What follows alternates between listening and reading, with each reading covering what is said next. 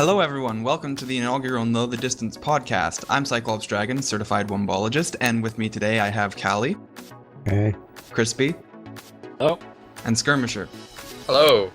So what we're basically going to be doing in this podcast is we're going to be covering the changes that were in the latest update, which is build 3201 and 3207, as well as covering up a few maps that we really enjoyed and some suggestions that we want to put in for the possible consideration of the developers. Alright, so first up we've got update. First thing we're going to look at in the update is the new Spooky Town map and the old achievement that's now been tied to that map. Anyone have anything to comment on? Well, it's nice that they've started with the achievement. Like last year's with last year's achievement, they commented it was just like a test of the API, but with this time around, they have their own achievement manager sort of thing, and they're getting ready to add new achievements after this. So Yeah, so this one's for good. yeah, This one's gonna stay in, and that's Now I kinda can cool. say that I've got 100% achievements on a game on Steam. yeah. Actually, the distance is like one of the 3 perfect games I have on Steam. But I don't think I That's have going it. to change pretty soon. One thing Yeah. that we noticed earlier while testing it, they need to work on it with multiplayer. It needs to somehow work with multiplayer. that would be convenient, and also I joined in the middle of that match, which also was a little weird because I have all the pumpkins. Like I load the level, and I see all the pumpkins on my end, but other people have already smashed them, and everything's weird on there. So I mean, like it introduces a lot of anomalies. As well as the fact that pumpkins falling out of the map may or may not count toward achievement progress. I didn't personally test that, The but pumpkin's falling out of the but- map. I'm not really sure it should really be able to do that on multiplayer, because then it brings up the whole thing where people create maps to beat specific achievements. Then the achievement needs to be listed as single player. Like they need to say in a description of Yeah, it that's in true, the that's true. Steam thing that it's only going to work in single player. But yeah, enough about the achievement. The update itself is awesome, as last year's was. This one has a lot of more objects, which I personally like. As an yeah, editor. I like the changes to the primitives, adding the primitives or the simples or whatever you want to call them. Having like basic shapes that you can use to craft your own objects is a pretty cool idea. Well, yeah, that's something I've been requesting personally, so of course. But I mean, just the dedicated Halloween objects are crazy awesome. Yeah, I agree. I really like the trees as well. It's gonna Yeah, contribute to I've- making some cool nature-like levels. Yeah, I've been kind of missing trees, and I know F-Zero Man has as well, so that's just a plus. One thing I thought was neat is the gate object. It's used in the Spooky Town level, and you just Dude, I you love just that fly up to object. It just flies up to it, and you just fly up to it, and it opens, which is pretty neat. Yeah. So I mean, might be useful as like some sort of effect in the level. I don't know. Although one thing that did come out of the new objects is, since they've now got separate objects for the emissive planes and the emissive planes with collision, a few people have to go back and fix their levels because of walls that they were using. Yeah. Yeah. Although oh, some which people have already done that. Double Cross comes to mind as one that might have been forgotten. Remember, it has invisible walls to prevent skips. Yeah. Yeah. Yeah, I've been meaning to let him know about that, but oh well. Alright, so continuing on, we have the updates to the car damage system. The damage is now smoother and refills smoother at checkpoints, and it just runs a bit smoother, and I think it looks a lot better this way. Yeah, there's the singe effect, which you usually see on the edges of a laser split car, is now used in dented areas sometimes, and it looks really awesome. It's been an excuse for me to take even more damage screenshots, like I always did in the early alpha days. So I mean, if you want to just head over to my Steam page, we got tons of screenshots to look at. We'll provide a link for that.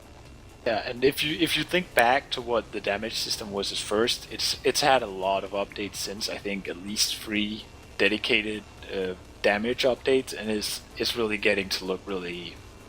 It's almost finished, polished, I would say. Yeah. Mm-hmm. Compared It's to funny what that it the, was at the beginning. It's funny that the slowly like the slow repair effect when you go through a checkpoint is was something that Jordan had experimented with prior, but Yeah. had kind of set it on the back burner because it basically trashed the your graphics card, and it was way too intensive. But apparently he's optimized it to the point where the buff out effect is not terrible. No, and exactly that's what I was saying. Like, if you look back on it, the damage system has come a long way. Oh yeah. Yeah, continue restart in adventure mode. That's a big thing as well, because a lot of people were commenting that adventure mode really, having to play through the whole thing in one sitting was a bit troublesome sometimes if you had to, like, if you got interrupted or if you just didn't have enough time to do it. So being able to restart from where you left off is a big benefit, I think. Yeah. That's actually in the game now? Yeah. I had no Yeah. idea what that was until right now. Okay, that's Yeah, cool. the funny thing, this has been an issue since Nitronic Rush, because when I first played Nitronic Rush, I got massively confused when I left the game and then came back, and the story mode just started me off at the beginning again, and that was like the thing I put in their feedback form. So that was like one of my first criticisms of Nitronic Rush was, hey, can we have this? Can we continue where we left off in the story? And now they've added it in distance, so. Although it was significantly less problematic in Nitronic Rush because the story was so much shorter. Yeah, it was so much shorter. And because they had arcade mode, so you could just go back to the track you left off on. Yeah, but then you don't get the cutscenes and stuff, which is, I mean, it's the same. It's going to be the same way with Distance as adventure mode. Actually, and you also don't, in Distance, you don't get to play Ground Zero. Yeah. I mean, that's another thing. Actually, I think the reason I always had to start over in Nitronic Rush was because the computer I was playing on would overheat after a few levels. So, well, can't really avoid that. As soon as you tag something as a story mode or adventure mode in Distance, people are going to expect that they can just pick up where they left and that there's some sort of saves. Yeah, so especially it's if really you're new to the game. So it's really good that they've now added that in, so there's a lot less confusion about that. Sure, for sure. I wonder if these are mapped to profiles yet, and I mean, I would assume they. Oh, that's a good question. It would be logical that they were, but I'm not sure if they've added that. It's worth testing, and if they haven't, it makes sense because then you have like separate you have separate save files for each different profile. Yeah, I don't think they're using Steam Cloud yet though, so you can't like go to a different computer and then load your save.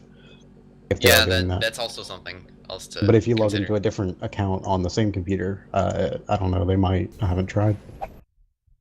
And as long as we're on the subject of restarting, might as well just cover the one big thing from the last update that we really have to cover since we didn't do a podcast for the last update, is the fast restart for all levels now. Because that's a huge thing that everybody was trying. Everybody was like, hey, can we get a faster restart? And now they've finally gotten that in, and that's a really cool feature. It was really slow before. It really Part of was. that update, there was a loading screen for every time you wanted to restart the track, and now it's almost instant. Yeah, the only thing that's a problem with it is because it skips the intro animation for the level, it actually throws off some of the cycles, and it also, if the start isn't level, then you'll roll forward or backward for less than it would be if you went to the level from the menu. So that's something that might be a problem. Yeah, that's like the fall come to mind there. Yeah, the fall, exactly. The stand fall, I think, as well. Yeah. Yep. And sooner or later there will be the Nitro sleigh ride that F-Zero Man's working on. Oh yeah. Oh, yeah. I don't know if you saw that video, but I saw that video. That was pretty good. We'll put a link for that so you can check it out. Yeah, so level editor teleporter debug lines. That's a really cool feature because I was always like, how do I know which teleporter is connected to which teleporter? I've set this up, but it's like if you're looking at your own level, it might not be so much of a problem because if you have it set up properly in the first place, then you can see it. But if you're just getting it set up, that's a really helpful feature, so you know when the teleporter is connected properly. Yeah, yeah, definitely. Or the if you're looking at teleporters someone else's. They're mildly confusing to edit, so that's a good clarity to add in. I saw that in this change log, and I was like, oh, that's really cool. And then I don't think I've noticed it in my level editing yet, but that's gonna be especially helpful on the level I'm working on. Especially in tracks where you have a lot of teleporters, it can get confusing. Oh, the tag maze comes to mind. Yeah, I have an idea. Not that anyone actually plays that, but I have an idea that I'm hoping to work on soon, but it's going to involve a lot of teleporters, so it's going to come in handy. All right, so the last thing that we have in terms of just additions is the update to track manipulator nodes, where they're now always active and they just have a few more. They have a bit more depth to them. It's going to help a lot with editing because we don't have to like switch between track manipulator mode and regular mode. Yeah. And what it also does, which it does really well, is it really helps new players settle into the editor way more easily than before. Because it just, I mean, the whole system with spacebar and track node edit mode was very confusing before. So that's also a lot more easy to just get into and get working on. Yeah, and it's like before even there to move a spline around, you had to press L or uncheck these two boxes, and that wasn't documented anywhere. Exactly. And now all you have to do is select the node and move it around, and you're good. And then if you want to snap two tracks together without unlocking the spline, then you just select the road as well as the track manipulator nodes, and that's how you do that. You were just going step by step to have a much more user-friendly editor. Yeah. Yep. Yeah. Although one thing I'm missing from this is, I mean, the fact being able to hide the nodes, because that is useful. I know Crispy be like Rainbow Road would be hell to edit with. Yeah. This. Yeah. Because he has these basically tiny segments of track to change the color every so often. By every so often, I mean very often. So you get the idea. But you can actually hide the nodes themselves because they are in a separate layer, and distance has, if you didn't know, the distance editor has a layer system that you can categorize objects into, and there's automatically a layer for the track manipulator nodes. So you can choose to hide that from the layer menu, but it still seems like you can select them, which is a little odd, and it's just it might be in the way of things. I know it's gotten in my way a couple times already. So, but that's, I think, is just a criticism of the layer system itself, that it's just worth. Well, the layer system itself still has a way to go, also in terms of user friendliness. But I mean, yeah, we'll probably get there. Yeah. All right, so let's quickly jump into the major bug fixes. We're just going to go through these because these are a few things that caught our eyes when we were going through the changelog. The first thing is, in the previous build, the wing corruption and restoration icons were just completely gone, and that's now been fixed, which is very nice to have back. Yeah. As well, there was a bug where sometimes when you restarted a level, the teleporter cooldown wouldn't work properly, and that's also been fixed. One bug that not very many people encountered, but was still fixed, is if you chose to restart a level and then pressed enter or hit A again after you chose to restart the level, it would go into the menu is still active, so it would select restart again, and your controls would be disabled while you were in the game, and you had to press space or enter to get your controls back. So that's been fixed. There's another bug that's been fixed with the level editor options menu. Could you talk about that, Skirm, since you were the one I found this one, so I mean I can explain it. Basically, if you went into any of the options submenus like graphics options or audio options, and then you press the tilde key if you were in the level editor, then you would go back to the level editor view, but like all the menus would be hidden, and if you went back in game, the pause menu would be hidden, although you could still use it if you remembered where everything was. Really, I think the menu system has probably a few other quirks in it that will need to be fixed, but we're getting there, basically. You were going to get to that as well. And the last bug that we wanted to look at is just the 360 controller was apparently having some default control scheme issues on Mac and Linux, but that's now been fixed. So, good thing for all the Mac and Linux players, and that... Yeah, sorry. That's it for the update section. Now we're going to go on to discuss a few of our favorite levels from the past updates and just some of the community levels that we really liked. So first up, we're going to talk about the Spire by Shinsei Avi, which is I love the concept of this level. I think he's laid it out pretty darn well.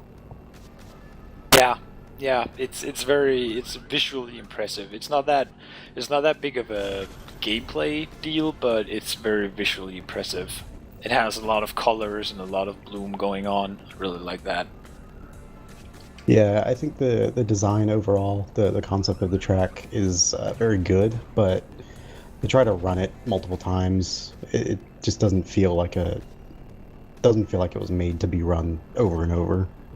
I kind of get the feeling that I'm playing like Skydiver, where I'm just Yeah. like going down and avoiding stuff.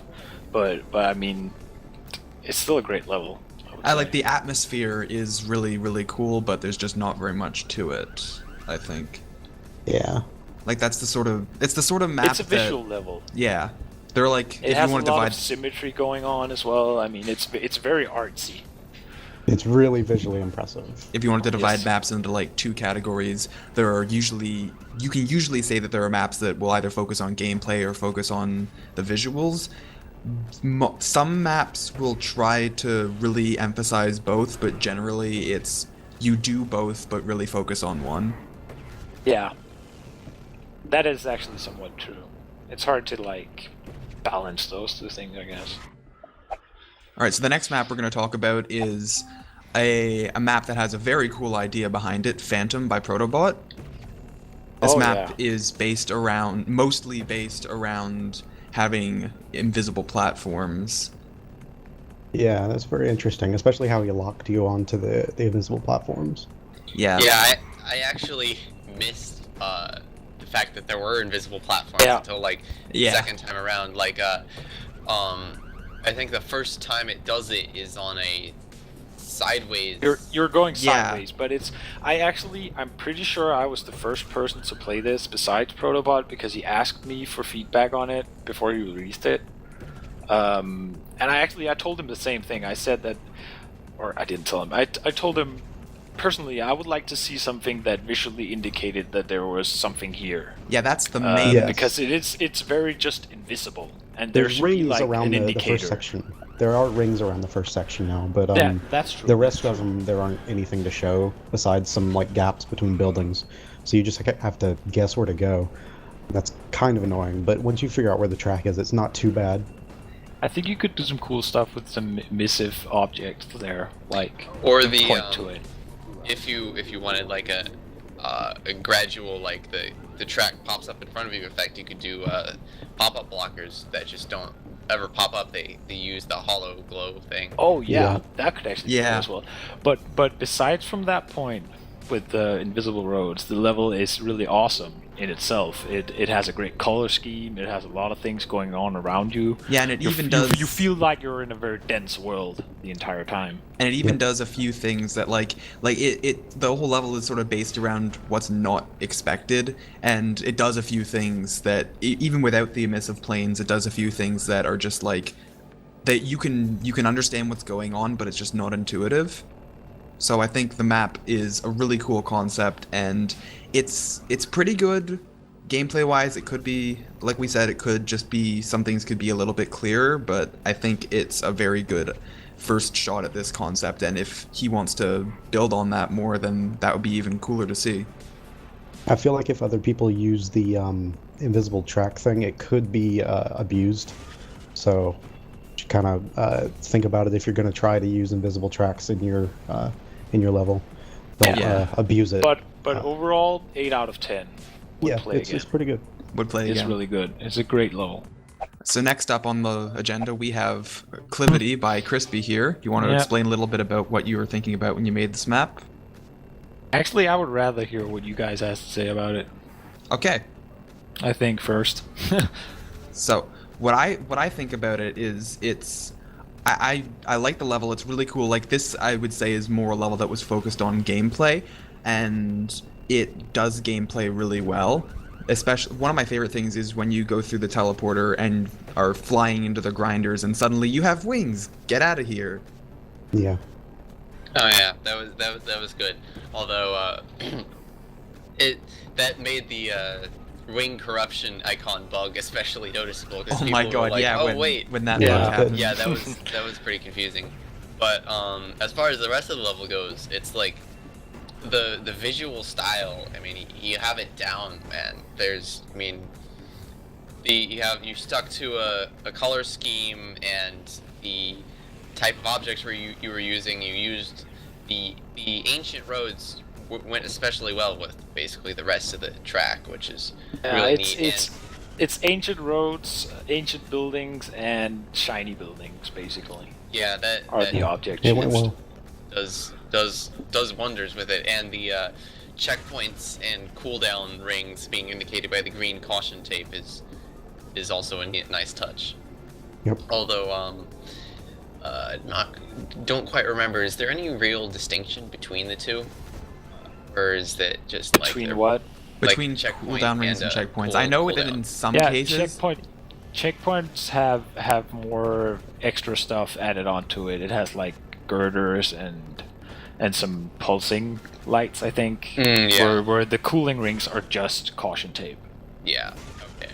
I think the only thing that I really didn't like too much about this track was the dropper at the very end. I almost always hit it the first time and then get in to the end the last time. The dropper is not in the level anymore. I had the very same problem with it, and I have a local update that I'm getting ready to release that does not have the dropper. So that's good. Yeah.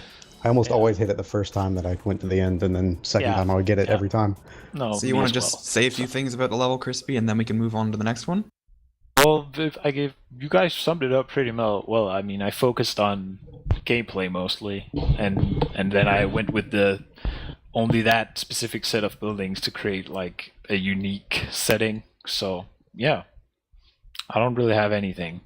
Alright, so let's move on to the next map, which is Numerical Order by Judge Dredd, also known as Niven. This level is a pretty cool idea, the idea of having 4 different sections that you have to do in order. It's the first time we've seen anything like this, and yes, as a sort of proof of concept, it works fairly well. It does, yep. But it's very sneaky the way he's done it. I think the barriers should have shown up a little earlier. Yeah, that's one thing I would say. Yeah, actually, because you don't know which direction you can go. Yeah, but basically what I was saying was what he did was you have the same room, and he just copied that 4 times. So he could have one where one was shut off, and it's a very sneaky way to get that feature out of it. Yeah, although it's very creative. One of the issues is whenever you moved on to like the second or farther room, it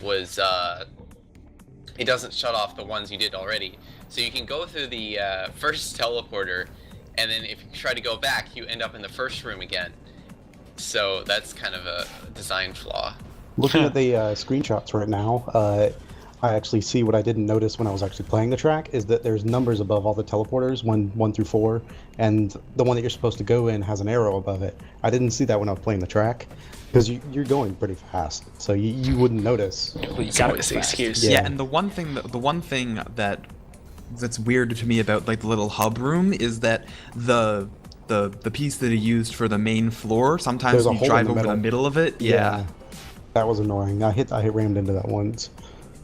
And the other thing I just want to say is maze. Why? Yeah, the maze was bad. I can't agree with that at all. It breaks the level for a lot of people. Yeah. I get the sense that it breaks it for a lot of people. But I like it. So I think it's a love-hate situation. And then the last section it had a few like really tight turns that you had to slow down for.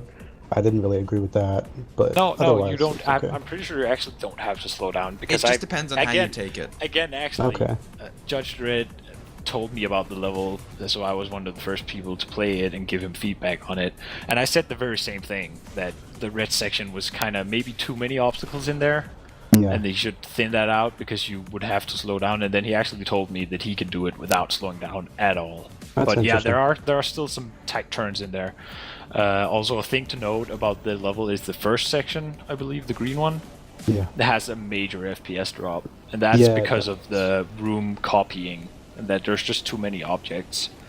So it's kind of sad because it makes the level pretty much impossible for me in multiplayer anyway. Yeah. But other than that, I think it's really awesome. He did some neat stuff on the blue section with some pipes. Yeah, I think I like the blue section of them all. Yeah. Alright, so now we're going to move on to the last map. Our tag map for this episode is Encapsulated by Icebound. I'm just going to say I love this map. It's really awesome. Me too. It's pretty simple too. it's simple and it works. It kind of reminds me of Tectastic because it's just so simple. It has bright colors and it works. It's just there, all of it. Yeah, did- they the way that the floors like interact with each. I mean, the way the changing between floors works really well because at first it seems like you have to like fly up through the center, which is really awkward. But then you realize that the floors don't extend all the way to the walls, and you can just kind of slide by on the sides, which is really neat. And it works really well with the quarter pipes going on and off and everything. I have to admit, after the first time I played the level, I completely just started ignoring the middle segments, and after a while I forgot that they were even there, that you go down through the middle. So when I rediscovered that, I was like, oh, I can do new things. This is fun. Yeah, I've noticed that when watching some people play tag. I don't really play tag much, but watching some people play tag, I've seen that most people tend to use the edges, and then when they actually hit the center, they forget that it's even there, and they end up just blowing up because they don't know it's there. And the other thing is when people are on the bottom, or the holes in the bottom or top floor, and they're just driving around there waiting for someone to try to steal it. Yeah. And actually, this I've hit a few times. He puts basically an object between the ramps that lead onto each floor. So basically, the pipe that leads onto the ceiling of the a lower floor, and then the ramp that goes onto the floor of the higher floor. There's an object between those, and I've hit that a couple times, which is a little confusing if you're not quite sure where you are. I think a couple of us have suggested to him that he could like break that into two objects and have a hole in the middle, because if you just completely removed it, that would defeat the purpose of, because he originally put that there to just make it so people couldn't drive around the arena the entire time while not being like out in the open. But if you just had like a hole in different positions on them, it would actually take a little bit of thinking. Yeah. I guess that's it. Yeah, I guess that's it for levels. So what we're going to do now is we're going to cover a few suggestions that we either got off of the forums or we just came up with or have heard a lot of people talking about. So the first thing that we're going to talk about is just a very small issue with the adventure mode. When you select adventure mode from the menu, you have no it pops up like a thing saying adventure mode is not complete, spoilers and such, but it doesn't give you in that menu, it doesn't give you an option to cancel out of it.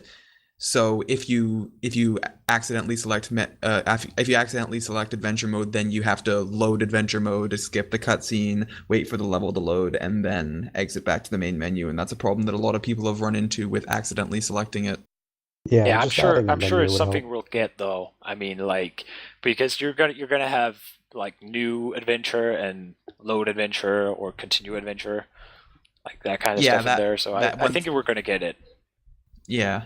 I would say so. I mean, we've already got it sort of with the continue restart, but if you don't have a restart point, if you don't have a continue point, then you're going to get in that. They did have a bug fix a little earlier where if you were like holding enter through the splash screens, that you wouldn't go into adventure mode. But yeah, that doesn't really apply if you're like tapping enter. Yeah, all right. So the next thing we want to talk about is menu support for the mouse cursor, because that's been something that people have wanted for a while, I think. Yep, there's a thread on the forums for this, and we can link. Yeah, but I mean, there's not much to say about it other than it's a PC game. It needs mouse support. Yeah, it would be nice. Mouse support is currently in the level editor, so it should be added to all the rest of the menus as well. Yeah, I'm sure it's not non-trivial. I mean, yeah, that's what I meant. So next up, we're going to cover one thing that has been a big topic of discussion during the Speedy Saturdays sessions, which is arcade having level sorting options and filters in the arcade menu. So when you're selecting levels, like say sort levels by name, sort levels by alphabetical creator, sort levels by whatever top times, like how long the top time is or something. I believe right now they're sorted by your Steam ID. Yeah, the creator's Steam ID, I think. That's kind of not helpful at all. Some not very intuitive. Would really be helpful. Yeah, and eventually some way to basically have your own like level playlist sort of thing would be Yeah, really that'd help. nice. Yeah, and again, also difficulty also pops up here. Like if you could have set a difficulty for a track, then you could sort them by easy or medium or hard. And I mean, there's a lot to be desired in the sorting of Yep, the levels. that would be nice, especially if they added a like rating system that you could sort by rating as well. Exactly. Yeah. I mean, a lot of stuff. Really. Or filter out by tags when they have tag options in. Yeah. Next thing we're going to cover is something that is sort of a back and forth thing. Like a lot of people sort of say yes to this, some people say no to it. The thing that we're looking at is a possibility of having a light cycle type mode in distance. And I think the big thing concerning that is that it would have to be an entirely separate game mode with entirely separate maps. Yeah. I'm Because not quite sure why anyone ties it to distance. I mean, other than the Tron, the obligatory Tron visual sort of thing. But you're saying it yourself. It's obligatory. It's so right there. I mean, that's why I think personally it would work so well. Yeah, but I'm trying to think, like, if you're gonna have like separate game mode for it, because the only way this could work is, like if you didn't have flying. Because once you start flying, I mean, Well, you have flying the would make thing it more you can interesting. But make it Especially if you had a closed-in area. yeah, and you only have depends like on how if closed in the the area is, I suppose. If the trails only lasted for like say 10 seconds, that would make flying a lot more viable for it. Even if the trails were like they just stayed, it would make flying difficult, right? So then you could maybe edit the length of time that the trails stayed in the like multiplayer settings, right? So then you could say you want to play this map with the trails staying for 20 seconds or whatever, or you could play this map with the trails staying for infinite time, the same way that you would do in Armageddon. It's definitely a idea that would require a lot of consideration, a lot of ironing out details just to make sure it worked properly. Yeah. But it might be something that'd be cool to see in the distant future. Yep. The distant future. I like that. Oh. Well played. Jokes. Well played. And And the last thing we're going to look at is a bunch of suggestions that Crispy brought up in a thread a while ago. Last no, thing, this more one's like fine. 13 last things. Yeah, I had a ton of things and then I put them in a thread. So we're just going to cover each of the ideas quickly. A few of these have already been added, but we'll just go through them anyway. I'll go over them. Symbols. These are in now. It's just basic shapes that you can use, and they even have collision and no collision versions, so that's nice. Number 2, combining things. Now this would be nice to have if you could just combine a ton of objects and then move them all as a single object. That was actually something, this was the first thing that I suggested, I think, was being able to combine objects and possibly even have a workshop section dedicated to custom prefabs. Yeah, I was going to mention that. Oh, yeah. That would be like the icing on the cake if you have a separate workshop section to just upload custom objects you've made with the distance editor objects. It would be so rad. I think the devs mentioned in the Q&A that we did a little while ago that there were they tried to get a grouping working and they couldn't and haven't been able to since, but they're looking into it and they hadn't thought about the putting it into the workshop, but now that we brought it up, that they might try that. And it ties into number 3, the possibility of adding your combined things to a personal library. Yeah. If I, for example, created something like the faces you see on Rainbow Road, that I could just save them and reuse them. This would also be nice for something like F-Zero's signs that he made in Nitronic Rush. Yep. But again, ideally, if you could put them on the workshop and download other people's things, I mean, that would just blow the entire thing. Number 4, more soundtracks like random chords. Basically, I put this one in because a lot of people have been saying that random chords fits very well with Rainbow Road, and I think it's one of the only levels that use it. But yeah, it would be kind of cool to have more weird, not fitting music. I think What do you guys think? the glitched out music that was in the most recent update, that one's kind of different, but I think it's for adventure mode. So Well, yeah, but I mean, like, we're talking more like just actual music tracks in general that are less distance centric. Yeah. And on that topic, I think there are like a couple old tracks that were like or back like Kickstarter era sort of concepts, and they were called Machine 17 and Machine 18.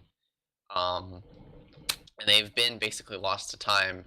Machine 17 was more distance. I mean, it had kind of the distance feel, but it deviated a bit, and I think Jordan had left it alone because it didn't fit as much as he wanted it to, but people seemed to like it, so he's maybe considering adding it as like a multiplayer track, which would be I would love.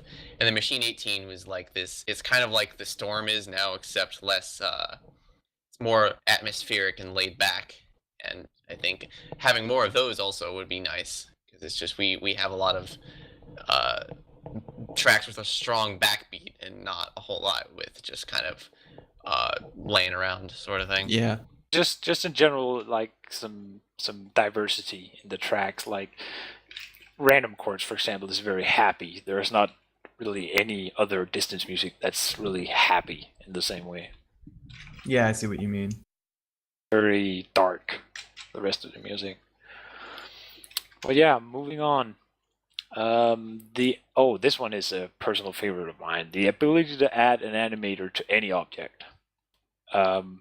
So basically, it's just what it says on the tin. If you could take one of the saws, I guess that's a bad example, they already have, and just add an animator so you could make it move when the player hit a certain checkpoint or trigger. I think this could be interesting on actual tracks. Like if you add an animator to a track object, you could make the track move. So that's true, but also like buildings, that would be awesome. You could have falling buildings. Oh yeah. Oh man, that would be so slowly cool.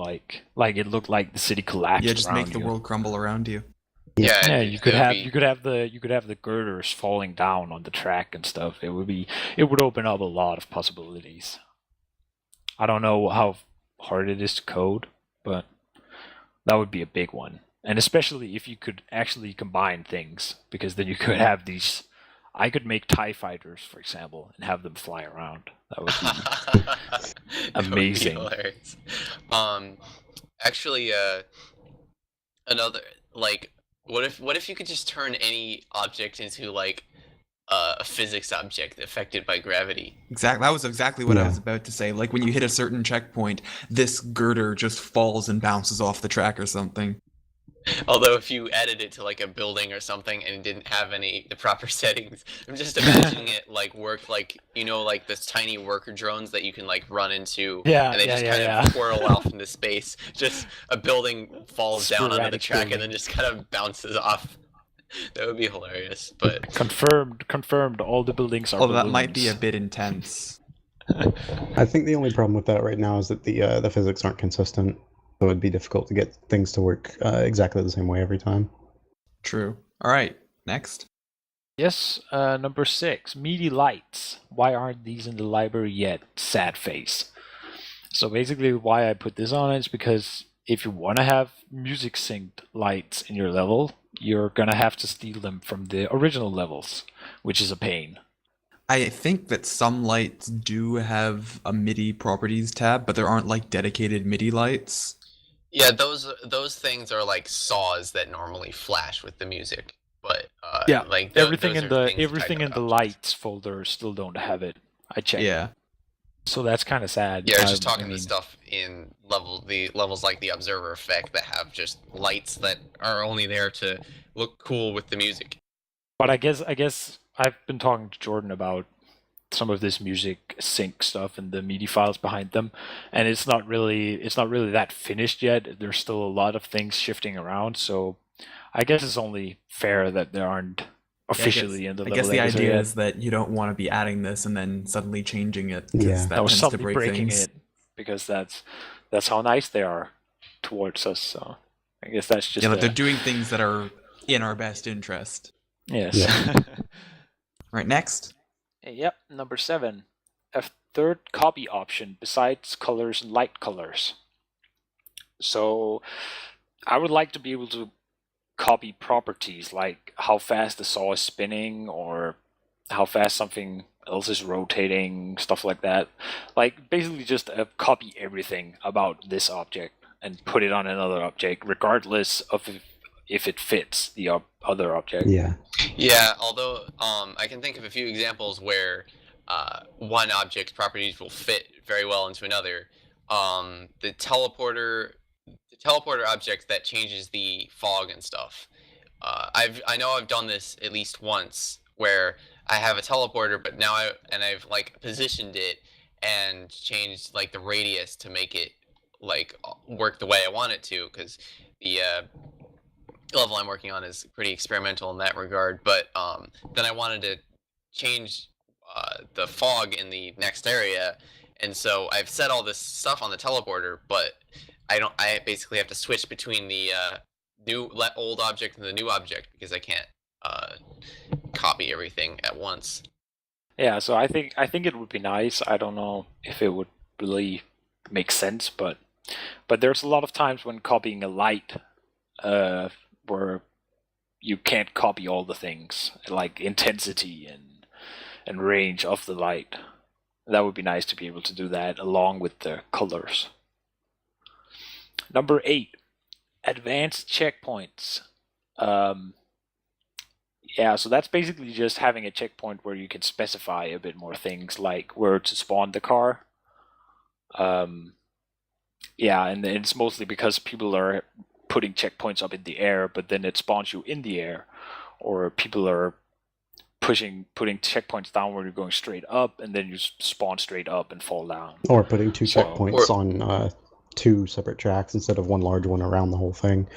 Oh, and then exactly. you could choose which track you wanted to spawn the car on if they died in that section. Yeah, exactly. And just on like large tracks in general, because I think F-Zero Man might do something weird with that in his Enter the Matrix level, but yeah. Number 9, more car settings. Adjusting the toughness of the car, bounciness, engine power, rotational power, and flying power.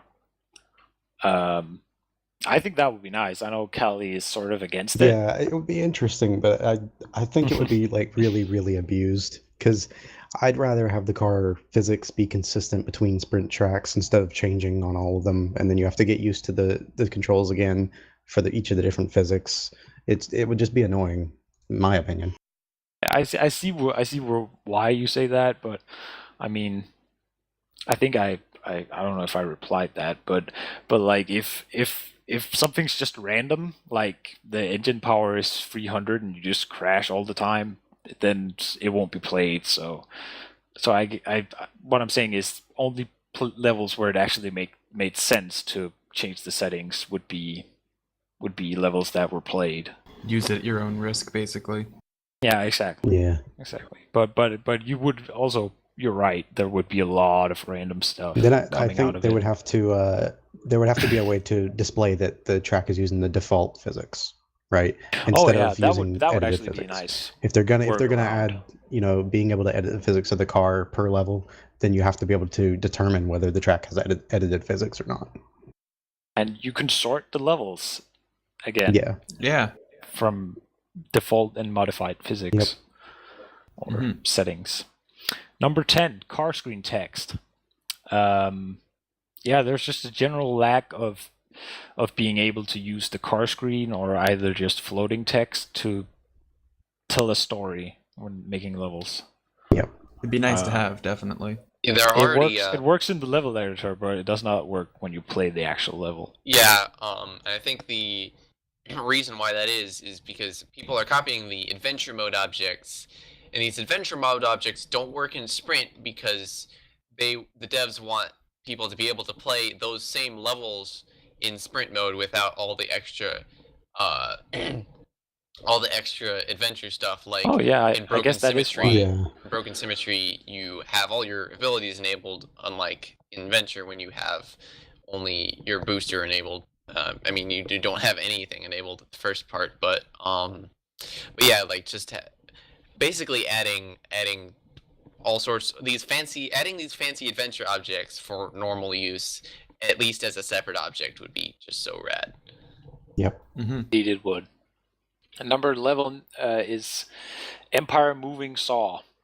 Or Empire Back and Forth Saw, I guess it would be called in the editor. Yeah, like we have a virus saw, why not?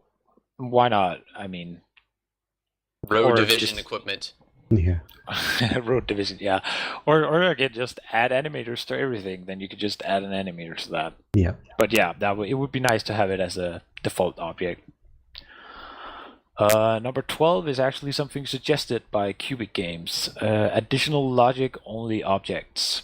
And basically what he means by that is a lot of the objects, like start and finish gates, those would be cool to have an invisible option for, where you could just have the logic of the object only. Yeah. Like how the you already physical have presence. checkpoints without any visuals be Yes, in the same exactly. vein. So you could make your own like start and end area instead of using the default. I know the developers are already working on a smaller start and end zone. Yeah, that'd be nice. Because we covered that in the Q&A section. Yeah, we talked that about. giant fin is kind of not useful. Yeah, exactly. It's cool though, but Yeah. it's not really. And the last one, the ability to save without having an end zone object placed. That's a personal one as well. Yeah. It's just really annoying to not be able to save my sprint level just because I don't have an end zone in it. And I would rather have it check for an end zone object when I try to upload it. Yeah. Yeah, that be would nice. be preferable. And actually, on this subject, challenge levels will not save if you have any checkpoints at all, which I'm unsure about why this needs to be fizz in a challenge level. You're not going to be able to reset at those checkpoints anyway because the game's going to restart the level for you. It might be because the checkpoints override what their challenge level code does. No, I don't think it's a matter of that because, I mean, it could be, I suppose, but I mean that why they would, I'm not sure. It's. I guess it could just be, like people would be mistaken that they could actually reset. And then accidentally kill themselves, rather than try to get back on the track, right? Yeah, I suppose the cooling rings do kind of fill in nicely, although they don't cool you down all the way like checkpoints do. Like, I know in my challenge level, I have to put like 3, I probably only need 2, but I have to put multiple cooling rings in a row to get the same effect as a checkpoint. Could you not just put them all in the same location? Instead of putting 3 in a row? Yeah, you can. I mean, but it's. I mean, you suppose you can, but I think one possible workaround would be you could like a good use. This would be a good use of the layer system. Is you could have like a regular layer where you put your track, and then you have a sprint layer where you put all the checkpoints, and a challenge layer where you'd like put cooling rings in place of checkpoints. Oh yeah, that'd be cool. That's actually not a bad idea. That's a really good idea. Have separate layers for separate modes. But yeah, that's all from the list. So I think that's pretty much everything we're going to cover today. So thank you to anybody who's watching. And thank you, Cali, Krispy, and Skirm for joining me. Oh, yeah. Don't forget to check the links down below. Yeah, or be wherever. sure to check the links for all the topics Wherever that we it's talked gonna about be. today. Wherever. All right. Thank you for joining us, and have a good one.